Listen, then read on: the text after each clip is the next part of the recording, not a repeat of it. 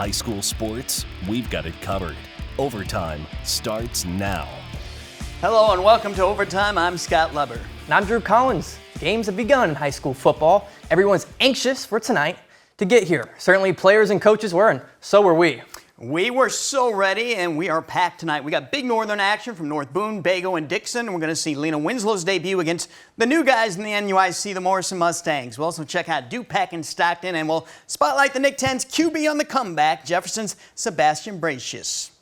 We start in the Nick 10 with two teams that have serious intentions for competing for a conference championship this year.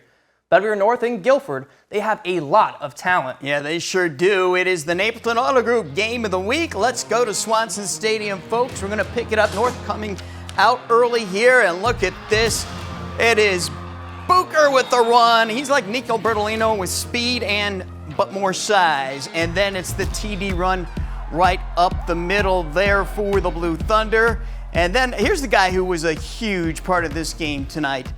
Alan Perez, best kicker in the conference. Every time he booted it for a touchback. Now, we're in the second quarter. That's Eric Roman scooting outside, and he's in there easily. And that was the only hard part, the landing. He didn't stick that one. Grayson Weber, the sophomore QB, throwing it up there. And it's broken up nicely there by Antoine Williams, who was all over Messiah Tilson. Weber going to go back to the air again, and guess who's there again? It is Antoine Williams. One more time. He's got the pick that time.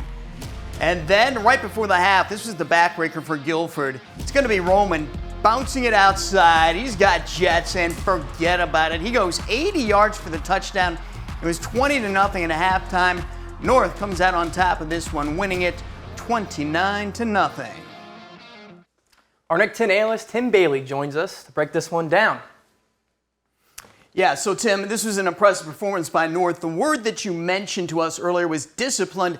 They were disciplined tonight. Tell us about that. Absolutely, for sure. I mean, if you watch the game, I mean, everything that they did offensively and defensively was sound. They didn't make a lot of mistakes, and I think that's why they came up victorious tonight.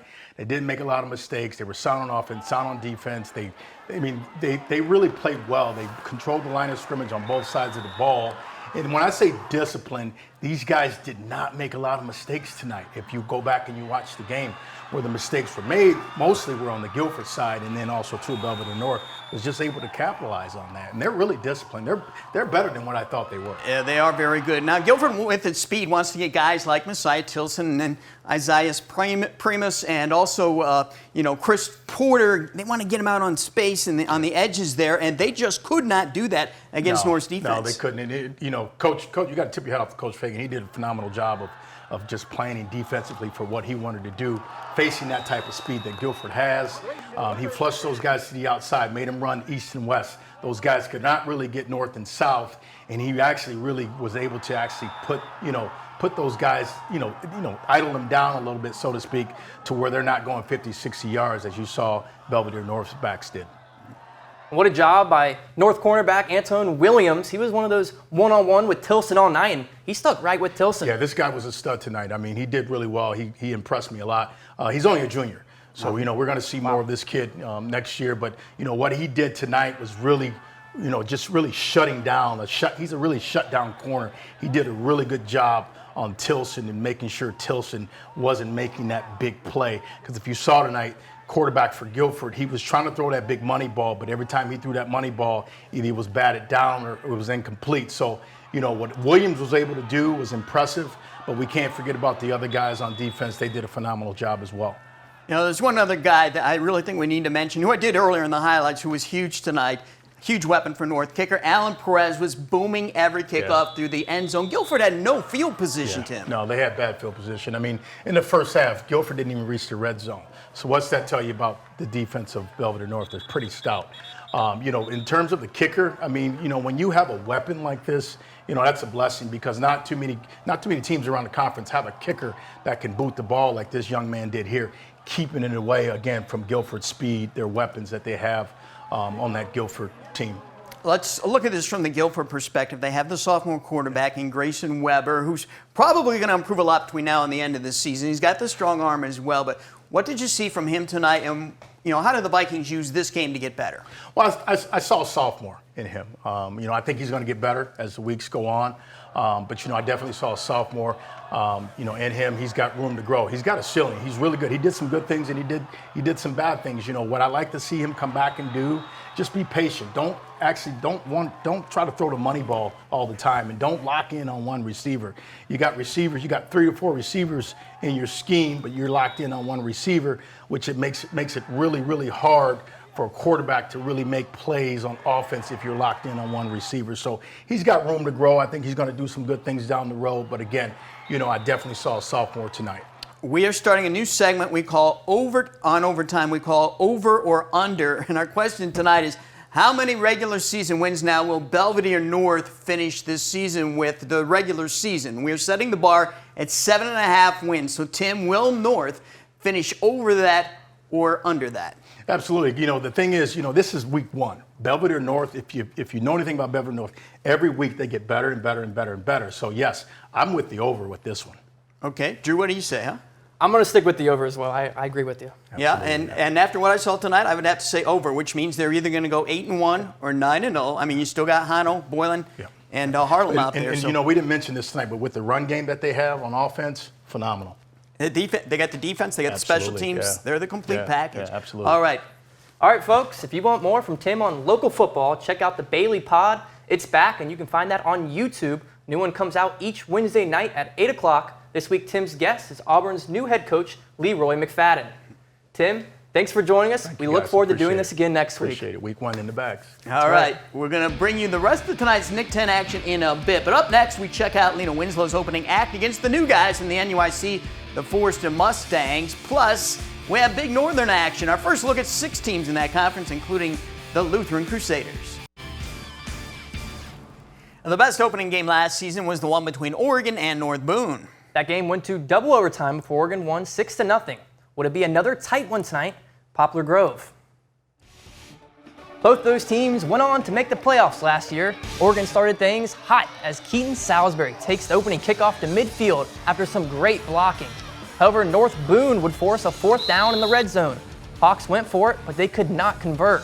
Vikings ball here, quarterback R.J. Woski. He's going to go to pass, but it'd be picked off by Hunter Bartell.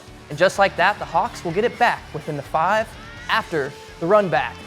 That sets up Logan Weems. He would cap it off, and it would hit pay dirt with a 4-yard touchdown run. Oregon up 7-0.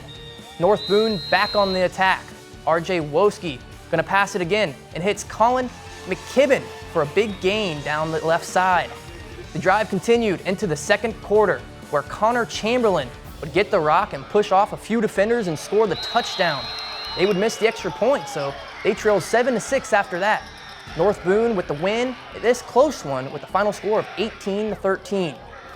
We go to Bago now for more Big Northern action. The Indians hosted Rockford Lutheran. We'll pick it up with Bago punting in the first quarter after its first possession. And it's going right to one of the Crusaders playmakers making a play. David Ballard, he is one man to beat Caden Langhoff, and Ballard does beat him, and just like that, Lutheran has 6. After a Bago fumble, it's another Lutheran playmaker flashing his skills. Gavin Sanders, he's in for the 20-yard touchdown. It was 13-0. Lutheran goes right back to Sanders on the next possession. He's going to slip a tackle there, and then he's brought down after the big gain. Now, if the defense keys on stopping Sanders in the run, then they do this. Daniel Ballard to brother David Ballard. That's a 63-yard TD. Lutheran beats Winnebago 49-6.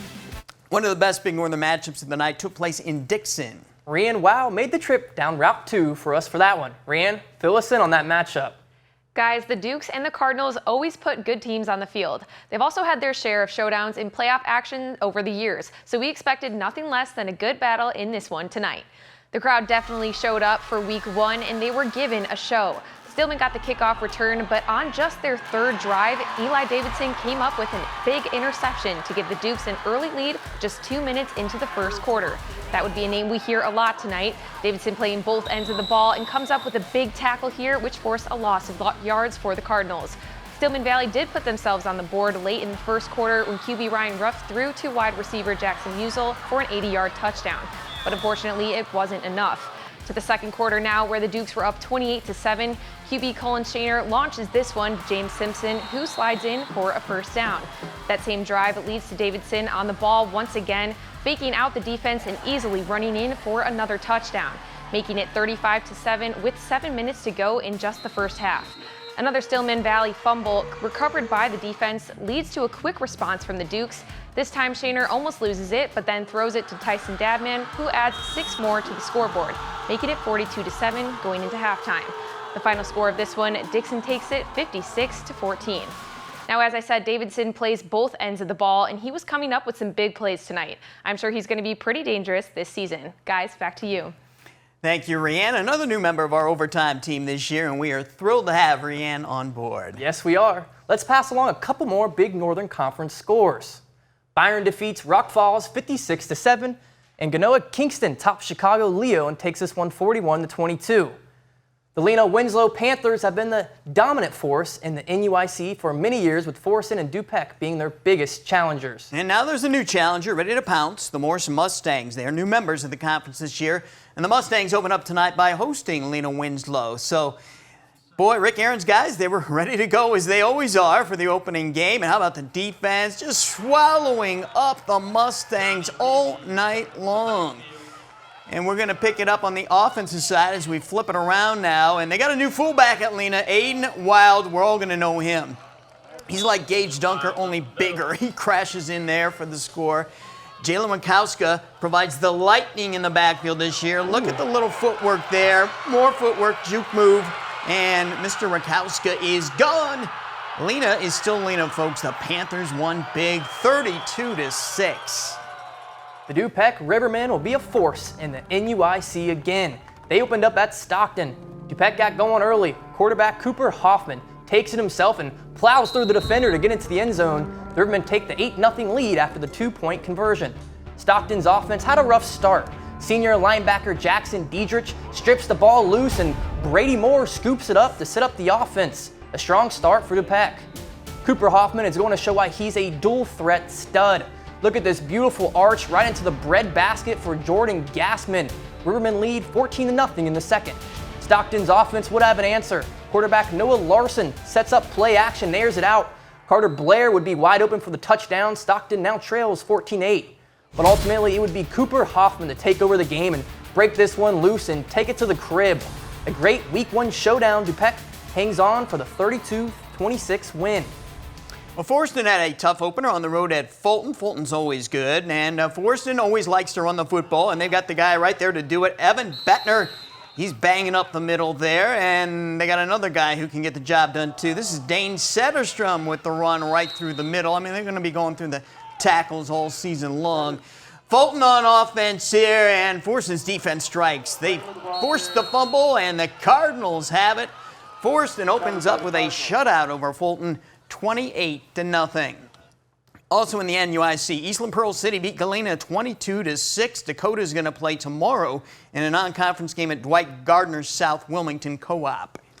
In 8-man football action, Milledgeville dominates AFC and wins it 80-8.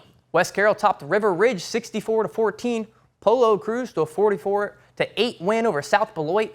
Amboy beat Ridgewood 36-6. And Hiawatha scrapes by with a win over Christian Life. That ends 6-0. In a couple more 11-man games around the area, Rochelle winning impressively over Woodstock 39-20, and Sycamore. What a game this was. Tops DeKalb 35-28. A lot of talent on those two teams. Marengo defeated Evergreen Park 24-17. We're going to take another quick break. When we come back, fire up more Nick 10 action. We're going to head to Freeport, Hononegah, and Belvedere. You're watching Overtime.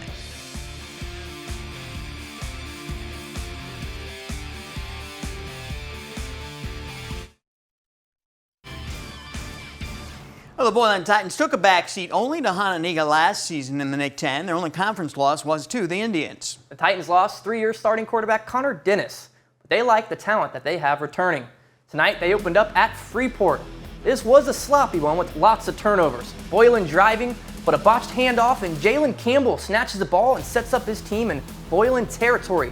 Peyton Woker under center. He's going to hand it off to Cameron Werner. He bullies in his way for the lead. That would give the Pretzels a 13-7 lead at half.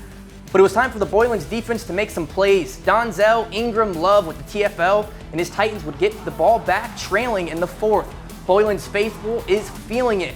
Remember the name, Donzel, Ingram, Love. He puts on the sick juke and cruises into the end zone to take back the lead. Boylan survives over Freeport with a 14-13 Week 1 dogfight. What a nail-biter. Hey, let's get our first look at the defending Nick 10 champs. Hononegah hosted Auburn and their new head coach, Leroy McFadden.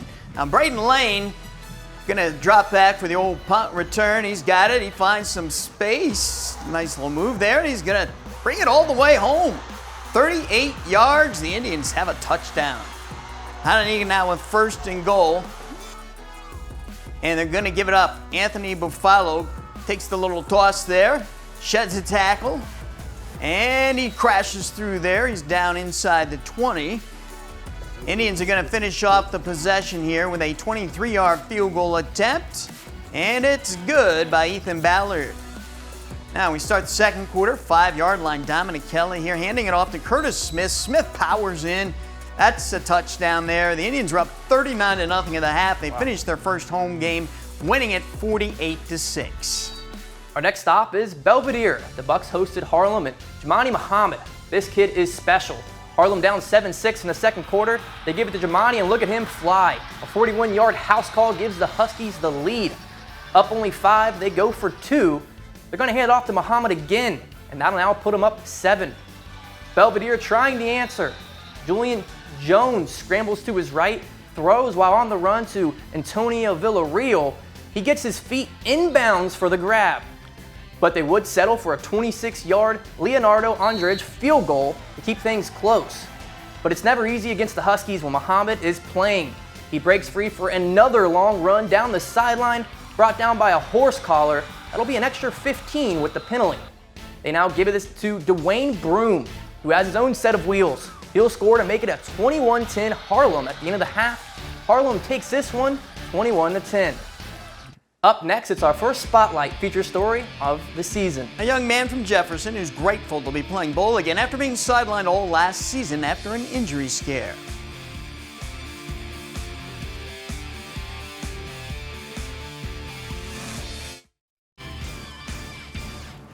High school football careers go by so quickly. Imagine missing an entire varsity season with an injury. That happened last year to one of the most talented players in the Nick 10, Jefferson quarterback Sebastian Bracious. He's the focus of our Spotlight segment, brought to you by Benchmark Exteriors. 2 years ago, as a sophomore, Bracious splashed onto the Nick 10 scene with the Jayhawks. He led the conference in pass attempts, completions, and completion percentage. He was second in passing yards with more than 1,700. His 20 touchdown passes were second in the conference, and he set 15 school records. But last year, Bracious could only watch. He spent his entire junior season on the sideline. He sustained serious injuries, including head injuries, when he was in an automobile accident only days before the first game. How seriously injured was Sebastian last year? Serious at first. As parents, obviously, it was scary. Recovering from his injuries was a process for Sebastian. It's a hard road, it's scary first of all because, it's life or death, honestly, and that's where the important thing is, he's lucky to be alive. I just felt stiff for a while, like I couldn't move, couldn't do anything. I could walk. It was just hard to eat and all that. Sebastian's body healed in time, and he was able to start working out again, all in on making sure he was ready for a full senior season this year. He's grown from about 6 feet tall, 180 pounds as a sophomore, to 6'4", 220 now. And now he can not only throw the ball, he can run through and over people, as he did on this play Thursday night in his return in the Jayhawks season opener against East. He's so big that he also plays middle linebacker this year. A love for athletics is natural in the Bracious family. Mary was a basketball standout at Jefferson and Iowa State. Sebastian's father, Ryan, was a linebacker at Iowa State. His younger sisters also excel in sports. Mary Bracious says Sebastian dove right into sports as a youngster. Head first. I mean, the kid was always running. He never wanted to stop. It was always constantly some sport. Sebastian was constantly running this summer from one camp to another all over the country. He even attended the prestigious Manning Academy in Louisiana, the one run by, Peyton, Eli, and Cooper Manning. How much did you actually interact with any of the Manning family? A lot of them. I have a picture of Peyton Manning, me and him took. Life is back to normal again now for Bracious. No, he and the Jayhawks didn't get a win in their opener Thursday night against East, but after what Bracious went through last year, just being on the field, back in the action, was a huge win for him. Good news is he's still able to play football. For him, he just wants to play. And Sebastian is such a huge competitor. He just loves to be out there, so it is great to see him back out there on the field. We're very happy for him. We'll be back after one final timeout. And each week at this time, we recognize the top plate caught on our cameras. It's our play of the night, brought to you by Napleton Auto Group, Lutheran at Bago, and we saw it before. It's Daniel Ballard hooking up with his brother David, and how many times have they done that in the backyard? Probably a lot. 63 yards for the TD. That's the Napleton Auto Group play of the night. Let's look ahead to next week in the Nick 10. Belvedere will play at Guilford, Auburn at Harlem, Hononegah at Jefferson, Freeport at Belvedere North on Saturday afternoon, and East at Boylan on Saturday afternoon. Now, these will be the games in the Big Northern: Lutheran at Byron, Oregon at Dixon, North Boone and Genoa Kingston, Rock Falls at Stillman Valley. Winnebago will be idle. They could not find a replacement for Rockford Christian. Here are the games in NUIC: Dakota at Forreston, Fulton at Lena Winslow, Morrison at Galena, Eastland at Pearl City, at DuPec, and Stockton at Shullsburg, Wisconsin. Catch us again next week at 11 o'clock for Overtime. It's on Fox 39 right after GN Sports. For another look at this entire show or highlights of individual games, go anytime to mystateline.com. That does it for the episode. Thank you for joining us. Good night and enjoy your weekend.